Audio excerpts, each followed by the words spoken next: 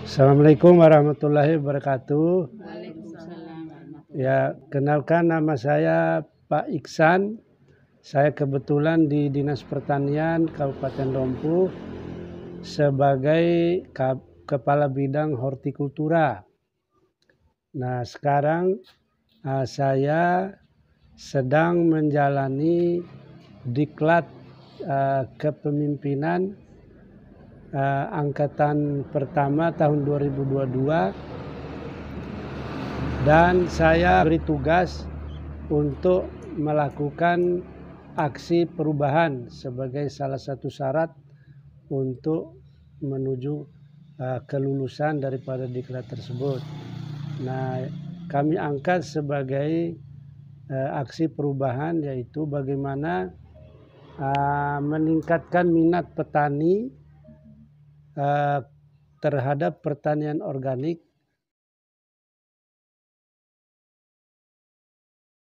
dengan gerakan menanam sayur organik.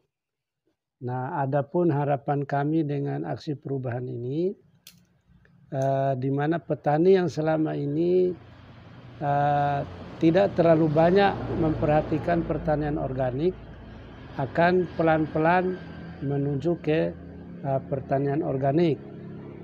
Nah, kenapa harus organik? Karena yang selama ini petani yang menggunakan pupuk anorganik yang berbahan dasar kimia itu akan mempengaruhi keberlangsungan lingkungan. Jadi akan merusak lingkungan, akan terjadi pencemaran lingkungan. Di samping itu, hasil daripada pertanian anorganik ini terdapat sisa-sisa atau residu dalam tanamannya itu. Apabila dikonsumsi secara dalam waktu yang lama akan mempengaruhi satu struktur tanahnya menjadi kurus dan tidak sehat. Kemudian yang lain, produk pertaniannya itu akan menyebabkan terganggunya kesehatan.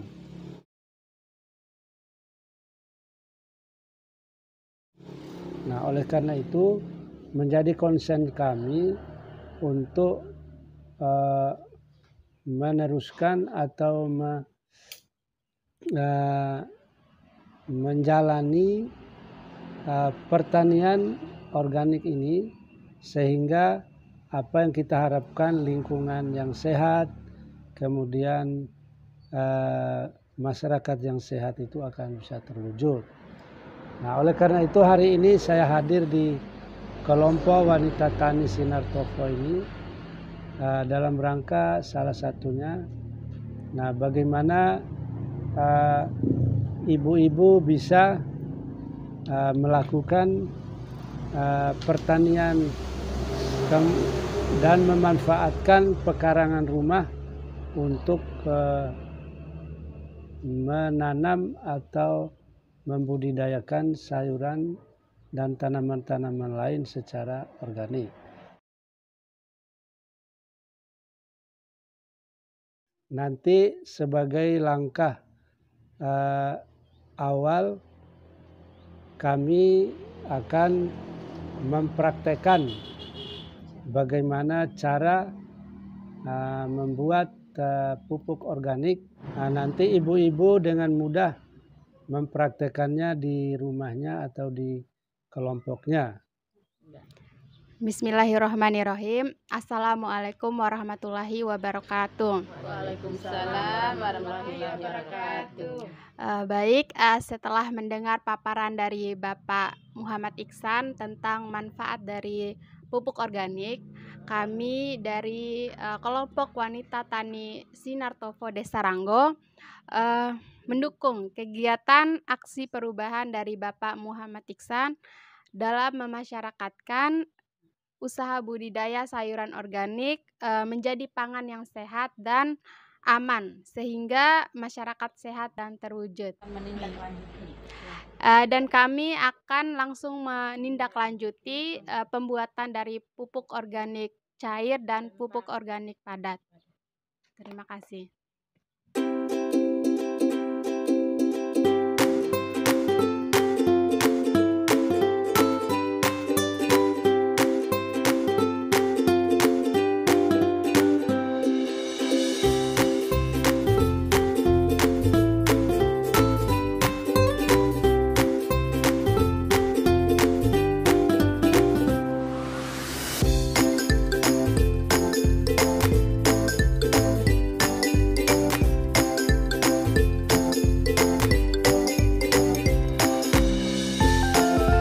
Tinggal di pause aja dulu. Pembuatan pupuk organik padat atau kompos.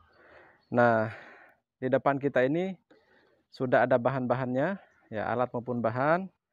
Nah, yang pertama bahannya itu adalah ini kohe, kotoran hewan. Nah, sengaja kita cari pilih ini kotoran hewan kambing. Karena memang menurut beberapa literatur, Pak Kabid, kalau kotoran kambing itu sangat beragam dia unsur haranya. Nah, itu makanya kita pilih kotoran kambing yang hampir jadi ini. Sudah hampir jadi, bukan yang baru sekali. Nah, kemudian yang berikutnya ada sisa-sisa dedaunan kering. Kemudian berikutnya yang penting sekali itu ada dekomposer, ya. Kita di sini bisa memakai M4, Effectivity Mikroorganisme, atau ada aktifikator kompos juga yang dijual khusus juga bisa kita dapatkan di toko-toko sarana reproduksi atau sekarang ini sangat gampang dicari di di toko-toko online. Fungsinya untuk mempercepat proses dekomposisi. Nah, kemudian ada juga air nanti. Bikin dulu cairan anunya, ya, cairan dekomposernya. Sambil kita bikin cairan dekomposer. Kebetulan ada ya sudah cukup. Sudah ada yang bikin ini yang jadi istilahnya ini tempat kompos, ya. Nah, ini yang kita pakai. Ya, kebetulan ini ada yang jual yang sudah jadi. Boleh saja di wadah-wadah yang lain, tapi karena kebetulan ini sudah jadi dan sudah desain sedemikian rupa memang untuk wadah pembuatan kompos itu. Oke, ya. Kita masukin daunannya. Sambil saya campur, ya. Nah, Itu ukurannya berapa? ini saya juga tambahkan aktivator ini yang saya beli ini di toko online. M4 dengan aktivator. Sebenarnya sama, Pak, sama sebenarnya.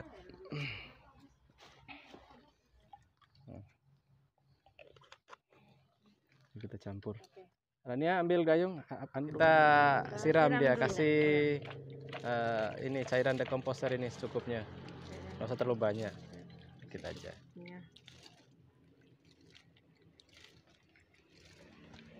Ya, oke. Saja. Prosedur atau proses ini, ibu-ibu, bukan sesuatu yang baku, ya. Ya bisa saja, ya, tergantung keadaan lah, ya, tergantung keadaan. Demikian juga dengan bahan-bahannya, yang penting organik. Nah, maksud saya dari kenapa melapisi ini, karena seperti tadi yang saya jelaskan bahwa di kohe ini banyak mengandung mikroorganisme. Jadi untuk membantu proses, mempercepat prosesnya itu, ditambahlah ini berlapis-lapis supaya bisa cepat prosesnya, seperti itu. Sudah, ya? Tapi alangkah. Atau tanah biasa.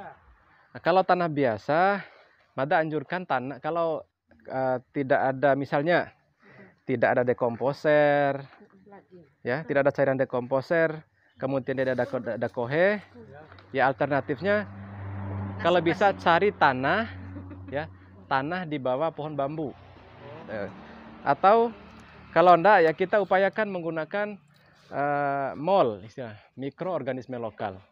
Bisa dengan tadi nasi basi, kan pada saya ajarkan kan bagaimana membuat MOL dari nasi basi, kemudian dari sisa-sisa buah-buah yang sudah busuk. Nah, itu bisa menjadi MOL, ya, atau pengganti dekomposer.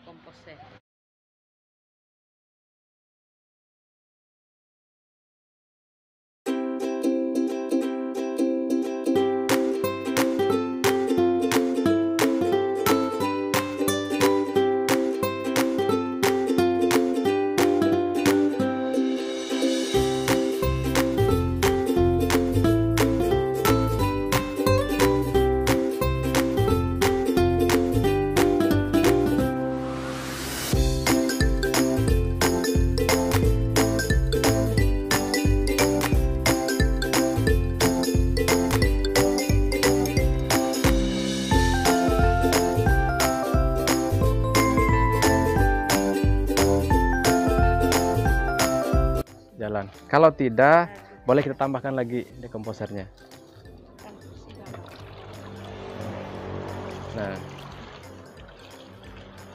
Nah, oke.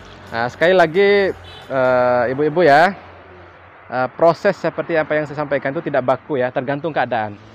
Jadi misalnya kayak seperti ini kan kurang nih bahannya, ya cukup segini aja. Yang nggak usah kita paksakan itu harus penuh. Ya syukur-syukur kalau bisa dalam sekali ini. Nah, ini ibu-ibu bisa menambahkan lagi kalau ada sisa-sisa sampah dari dapur. Karena ini nanti kalau sudah jadi nanti kita tunjukkan yang sudah jadi itu. Itu ya. Oke. Kita tutup. Nah, kalau bisa disimpan di tempat yang agak teduh. Ini sih, Bu. Sebentar, kita taruh di mana? Di tempat yang agak teduh. Di bawah ini, di bawah ini. Di bawah. Ya, sudah di situ aja. Nah, ini saya tunjukkan contoh yang sedang dalam proses, yang sudah 3 minggu saya bikin. Nah, ini yang sudah 3 minggu kita bikin. Nah, seperti ini. Seperti ini ya. Nah, nanti akan seperti ini. Disorot deh. Nanti akan seperti ini. Artinya proses dekomposisinya itu sedang berjalan. Jadi makanya kenapa banyak sekali hewan-hewan pengurai di sini? Karena tadi sudah kita makanannya sudah lengkap di sini. Kemudian ini berawal dari tadi dekomposer yang kita sirami itu. Ya, sehingga muncullah ya ada cacing, ada belatung-belatung. Terus kita lihat mau kontrol apakah ini sudah jadi, ya kita lihat di sini. Nah, ternyata sudah jadi, hampir jadi. Nah, sudah jadi tanah semua kan? Sudah hitam begini. Nah, Masya Allah. Ini sudah jadi. Nah, hampir jadilah. Padahal tadi kan dari bahan. Iya, dari bahan-bahan dari bahan seperti itu. Nah, ini. Kalau misalnya ditambah lagi nanti, Pak. Nah, ini kan kemarin ini kan penuh. Ya. Ini kan penuh kemarin ini. Menurun volumenya. Maksudnya bisa nggak kita ganti lagi bahannya, nggak perlu yang sama kayak Bisa. Semua yang ada. Nah, kalau mau supaya semua jadi, nggak perlu ditambah lagi di atasnya. Tunggu sampai jadi. Nanti tinggal kita buka ini. Nah, kita buka ini, tinggal kita panen. Kalau nanti sudah jadi. Karena ini masih proses.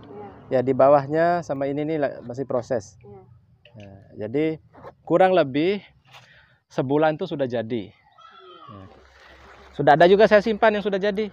Ini yang sudah saya panen lebih awal ini. Nanti akan seperti ini. Kalau seperti ini berarti komposnya sudah jadi. Sudah bisa dipakai. Iya, sudah bisa dipakai. Nah, ini kalau kita mau digunakan untuk media tanam, nanti kita campur. Nah, campur lagi. Ya, kita campur. Tanahnya satu bagian, komposnya satu bagian. Media tanam yang baik itu salah satu cirinya yaitu porositasnya bagus. Poros itu ibu-ibu, ketika ibu-ibu menyiram itu medianya tidak tergenang. Airnya itu langsung ke bawah, meresap ke bawah.